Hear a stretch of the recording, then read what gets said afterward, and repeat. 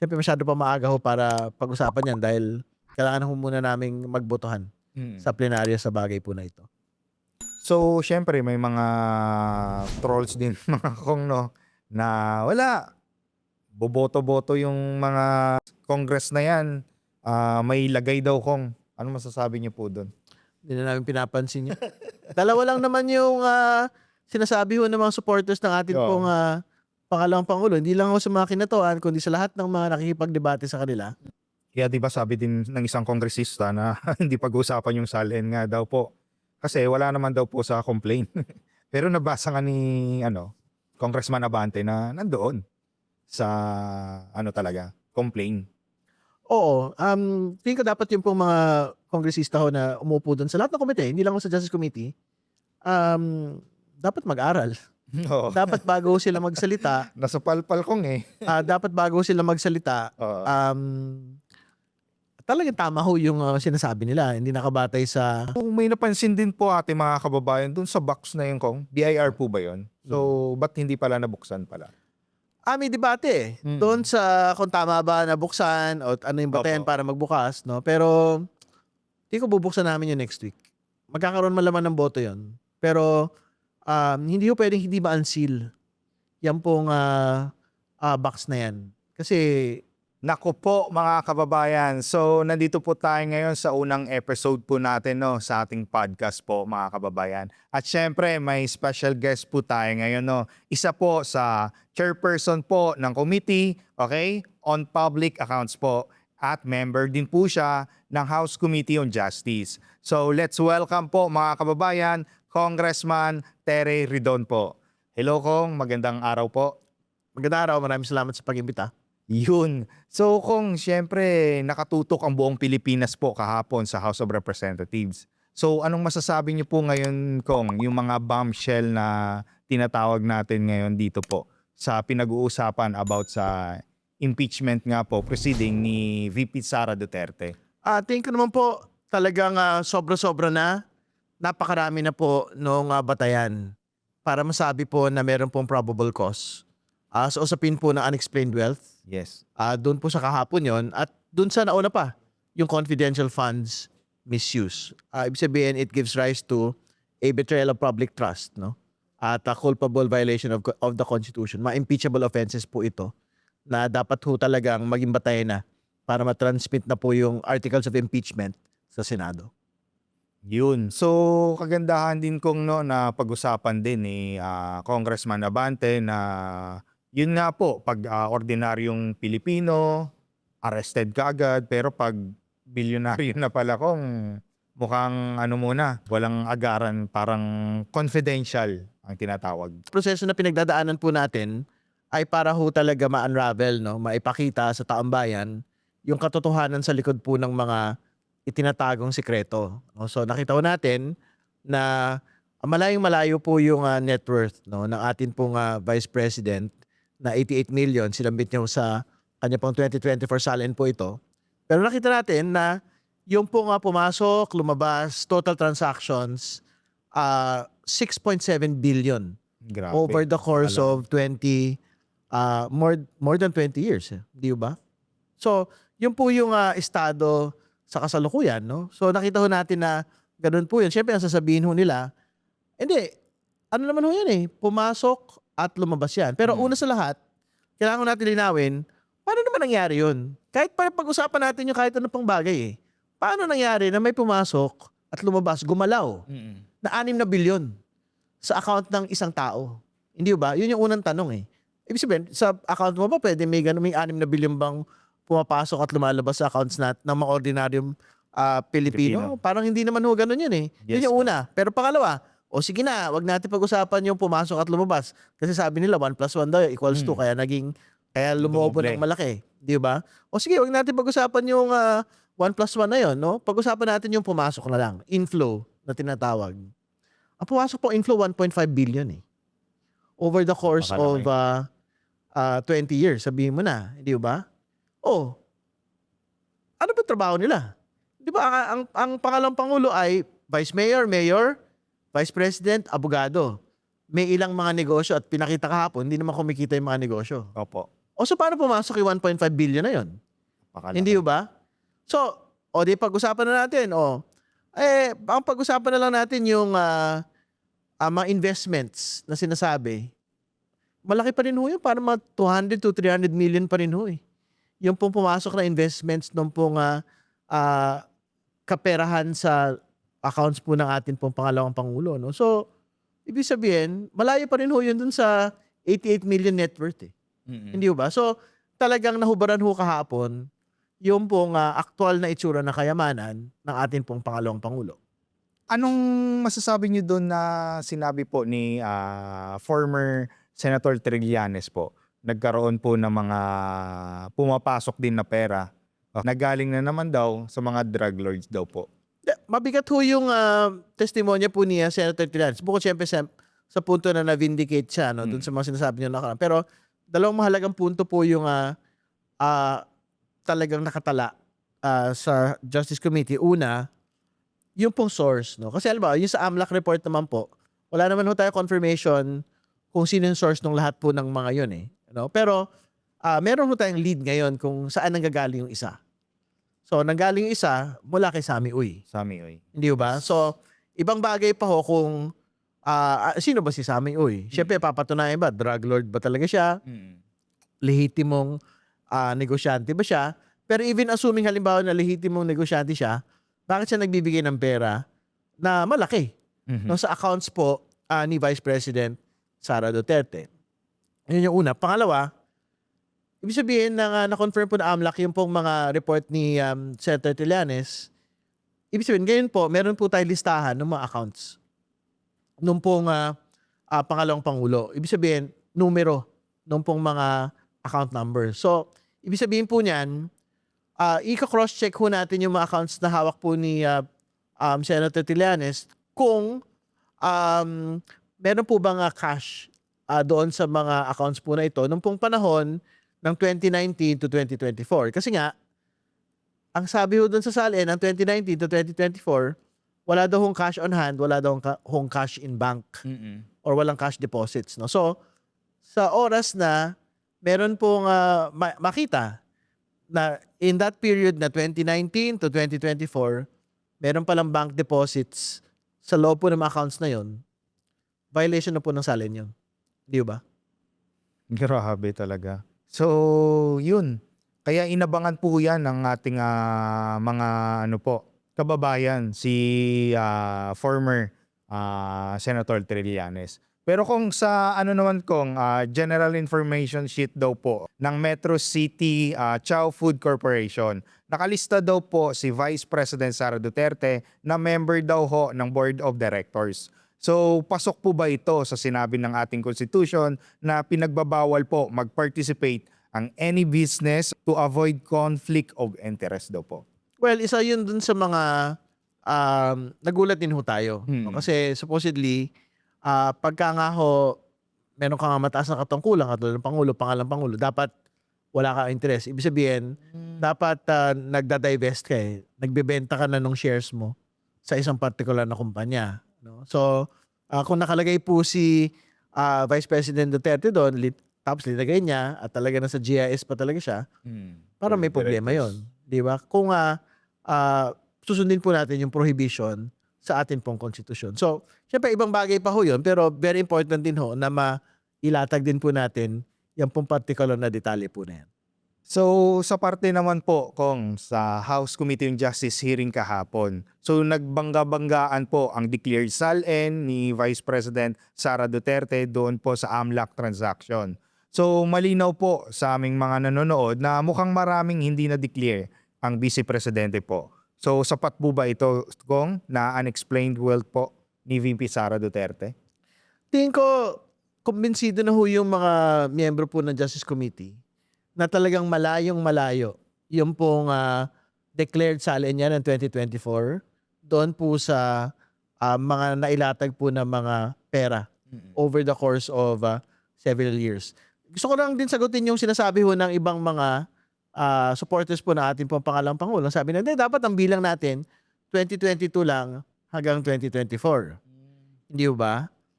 Pero alam po ninyo, hindi ka aabot sa net worth na 88 million kung hindi mo titignan yung kabuuan mula nung umpisa. Kasi hindi naman nagsimula magtrabaho ang ating pong pangalang Pangulo noong 2022 lang Opo. Ibig sabihin, hindi naman din sumulpot na parang bula lang yung 88 million na salin, no? So, kailangan mo magkaroon ka ng look back dun sa umpisang-umpisa, which is 2007. Ganon din po yun para sa mga bank transactions po ng pangalawang Pangulo. Hindi ba? Kasi nga, yan ho yung yan ho yung pinagsimulan ng pera na dumaan sa kanyang accounts from the beginning, no? Para makita ho talaga natin na talagang bilyon-bilyon piso ho yung lumapag sa accounts po ng atin pong pangalawang Pangulo, no? So, hindi ho natin yun tinatanggap na palusot. Pero pangalawa at mahalaga, alam po ninyo, gumawa din ho sila ng arithmetic Opo. Pinakita nga ho nila yun dun sa mga social media cards nila, parang 68 million. Yung pong, imbis daw na 6.7, parang dapat 60 million lang or something, no? Yung pong kinukwenta ho natin based doon sa mga taon na pangalawang Pangulo siya. Okay naman yan, pero babagsak din ho yun kasi nga, 88 million ho yung net worth, no? Yung 60 million na sinasabi nila, hindi kasama yun doon sa salin Opo. Hindi ho ba? O di, undeclared din ho yun kung sakali. Hindi ho ba? Kasi, ang sabi nila, wala naman siyang cash in bank doon sa buong panahon po na yun, including 2024. O isa nang galing yung 60 million kung ipipilit ho nila yun. Hindi ho ba? Kumbaga, hindi yung depensa Parang lalo hong madidiin yung pangalawang Pangulo doon ho sa ganung posisyon. Comment nila.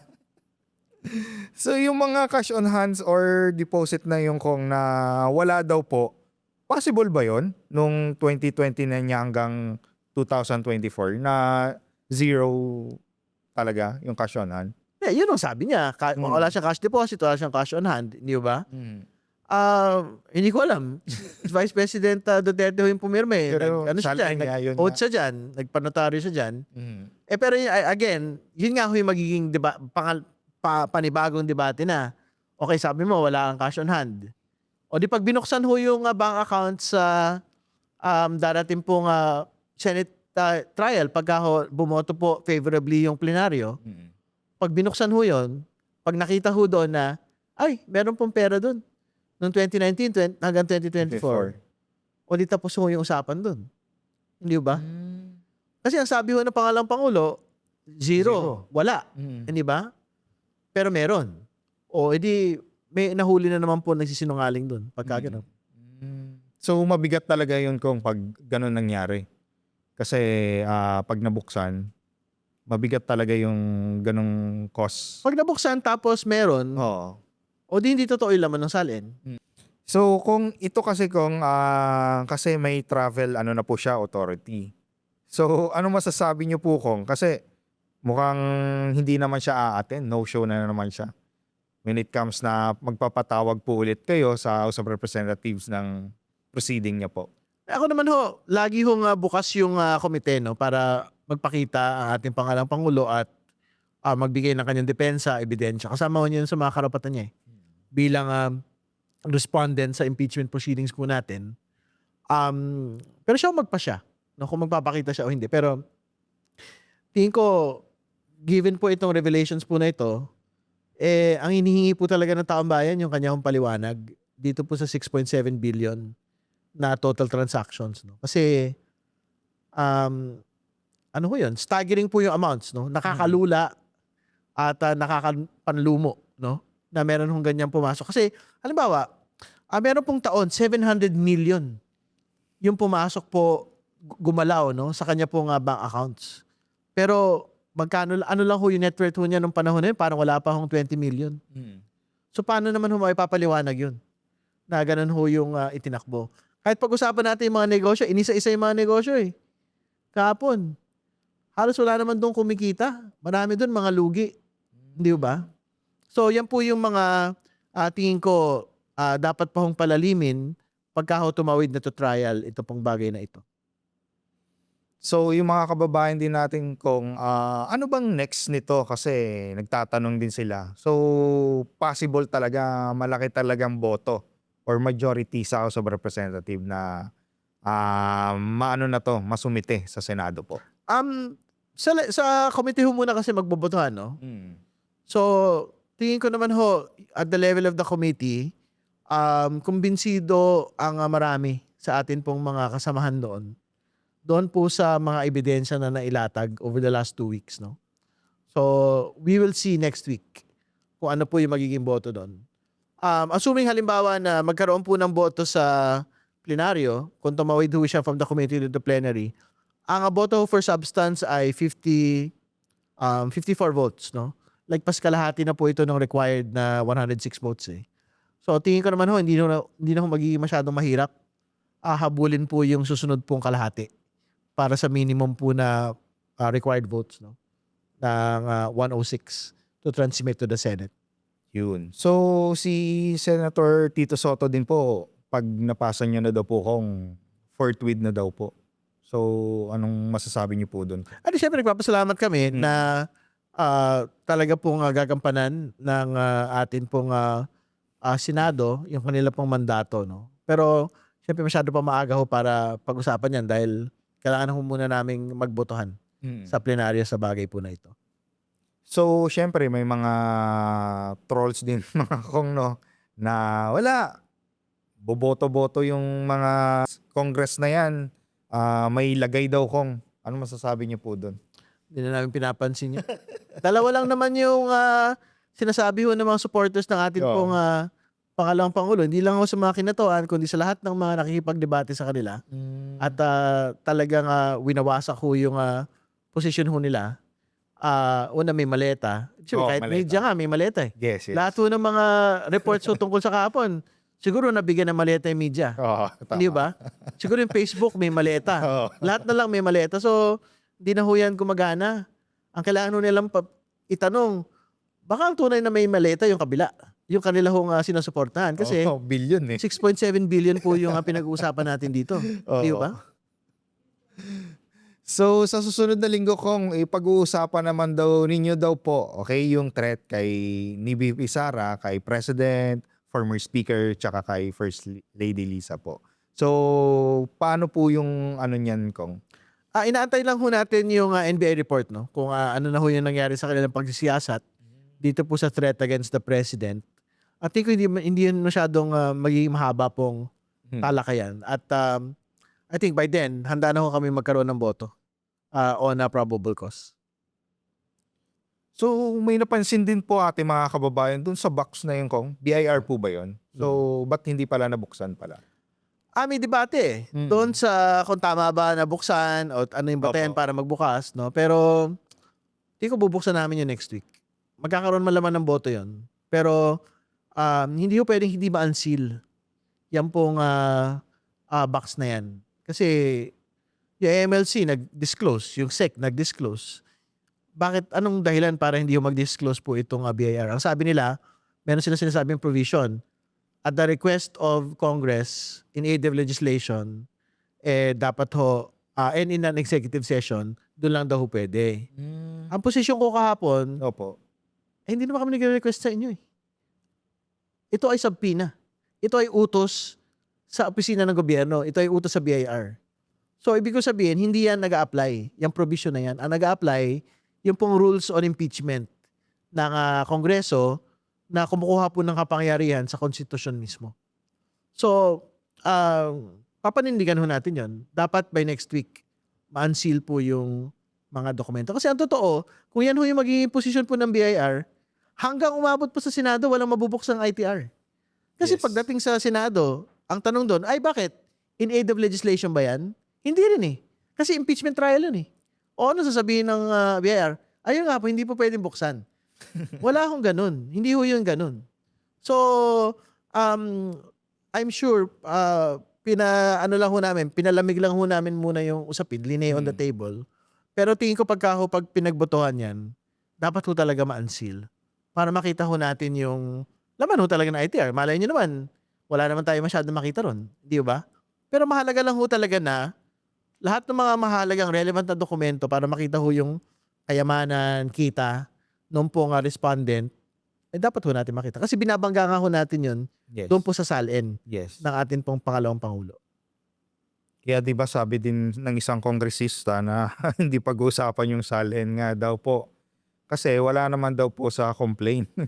Pero nabasa nga ni Congressman Abante na nandoon sa talaga, complain.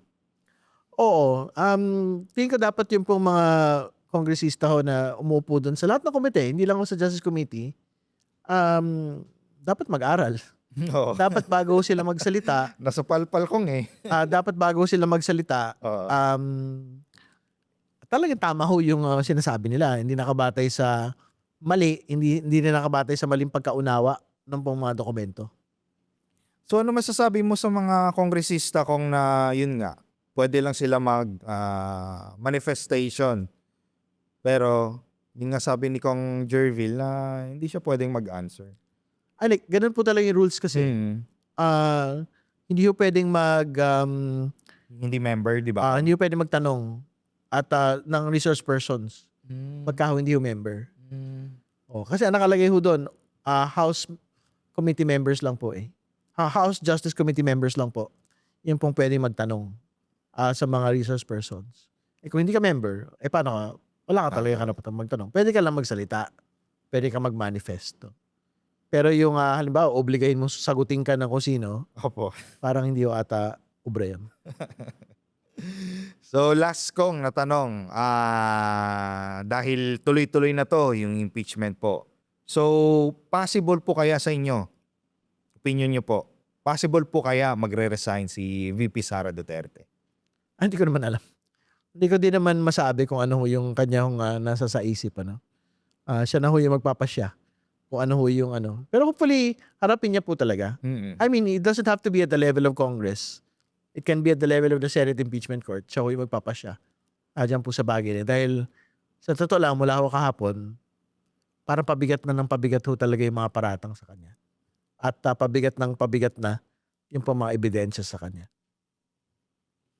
So pag nag-resign siya kung pwede pa rin siya makatakbo Uh, sa mga viewers po natin para may idea lang po sila. Tingin ko naman hindi ho issue kung pwede ho siyang tumakbo o hindi. Kasi ang issue ho ngayon as far as we're concerned, yung pong pananagutan doon sa confidential funds, yung pong pananagutan sa SALN violations at sa unexplained wealth. Di ba? So, kumbaga, kung tumakbo siya o hindi, bahala siya. Siya naman yung magpapasya ho ron Di ba? Oo. Pag nalaman na guilty po siya kung, so hindi na Hindi, pagka magkaroon ho ng trial tapos Opo. na-convict siya doon, meron hong perpetual disqualification ho yun. Yun. So hindi na talaga siya. Pero pag nag-resign siya, Opo. pwede pa rin siya tumakbo. Tumakbo, Sa susunod yes. pong halalan. At least nalaman po natin mga viewers. So, ngayon kung ano na lang po, message na lang po sa ating mga kababayan po. Mahalaga po na subaybayan po natin yung impeachment proceedings dahil siyempre dapat hindi ho natin iwanan lang sa mga politiko yung pong pagdedebate for or against. No? Dahil malaki ho talaga yung papel ng taong bayan dito Lalo tigit unexplained wealth yung pinag-usapan, lalo tigit pagpapanagot sa mga matataas na opisyal po yung pinag-usapan po natin dito. Yun po. So, maraming salamat po Kong sa pagpa-unlock dito ngayon sa ating podcast. So, salamat po. Maraming salamat po mga kababayan. Once again po, okay? Nandito po ang ating Congressman Terry Ridon po. Maraming Thank you salamat. so much.